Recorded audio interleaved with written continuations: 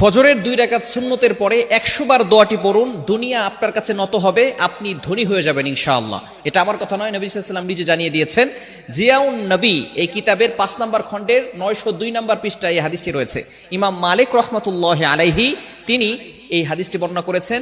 ইবনে ওমর অর্থাৎ আব্দুল্লাহ ইবনে ওমর রাদিয়াল্লাহু তাআলা এই হাদিসটি বর্ণনা করেছেন। ইমাম মালিক রাহমাতুল্লাহি আলাইহি সূত্রে আব্দুল্লাহ ইবনে ওমর রাদিয়াল্লাহু তাআলা এই হাদিসটি বর্ণনা করেছেন। আব্দুল্লাহ ইবনে ওমর রাদিয়াল্লাহু তাআলা তিনি বলেন, একবার নবীজি সাল্লাল্লাহু আলাইহি ওয়াসাল্লামের কাছে এক ব্যক্তি আসলেন। আসার পরে বললেন, ইয়া রাসূলুল্লাহ, ইয়া হাবিবাল্লাহ, দুনিয়া আমার কাছ থেকে বিমুখ হয়ে গিয়েছে, দুনিয়া আমার কাছ থেকে পৃষ্ঠ প্রদর্শন করেছে, দুনিয়া আমার কাছ থেকে হারিয়ে যাচ্ছে।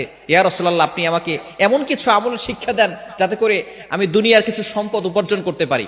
নবীজি সাল্লাল্লাহু আলাইহি সাল্লাম সেই সাহাবীকে বললেন, তুমি কি ফেরেশতাদের দোয়া ও আল্লাহ তাআলার সৃষ্টিজীবের সকল সৃষ্টিজীবের তাসবিহ তুমি পড়ো না?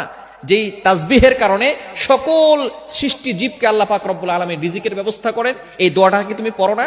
তখন নবীজি সাল্লাল্লাহু আলাইহি সাল্লাম এই দোয়াটা সেই সাহাবীকে শিক্ষা দিলেন। এই সাহাবী সেখান থেকে চলে গেলেন। চলে যাওয়ার পরে কিছুদিন তিনি আসলেন। আসার পরে বললেন, ইয়া রাসূলুল্লাহ, ইয়া হাবিবাল্লাহ, আপনি আমাকে যে দোয়াটা শিক্ষা দিয়েছিলেন এই দোয়াটার আমল আমি করেছি। এই আমল করার ফলে আল্লাহ পাক রব্বুল আলামিন আমাকে এত পরিমাণ সম্পদ দিয়েছেন, এই সম্পদ রাখার জায়গা এখন আর আমার কাছে নাই। সুবহানাল্লাহ বিহামদি।